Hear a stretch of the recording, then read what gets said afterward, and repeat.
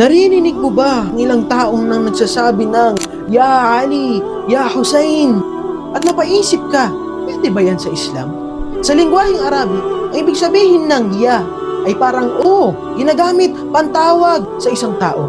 Kung kasama mo naman sa kwarto ang kaibigan mo, walang problema na sasabihin mo, Ya Ahmad, pakiabot naman ang tubig.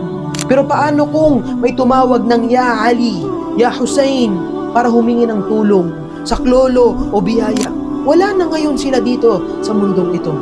Sa Islam, ang pagtawag at ang paghingi ng tulong sa mga hindi natin nakikita o sa mga pumanaw na ay tinatawag na dua, na panalangin.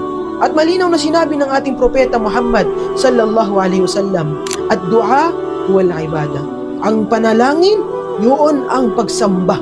At dahil dito, ang pagsamba ay para lamang sa Allah subhanahu wa ta'ala. Hindi natin pwedeng ialay ang ating pagsamba sa iba. Gaano pa man sila kabuti, gaano pa sila karespeto ang tao na yun.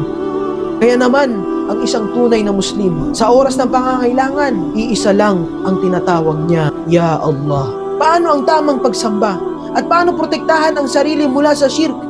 At ang pinakamahalagang pundasyon ng ating pananampalataya. Kaya kung gusto mong mas maintindihan ang Islam, step by step, bubukas tayo ng 6 months na kurso dito sa Signify. Para sa mga born Muslim, para sa mga balik Islam, para sa mga bata, para sa mga matatanda, para sa mga kalalakihan, para sa mga kababaihan.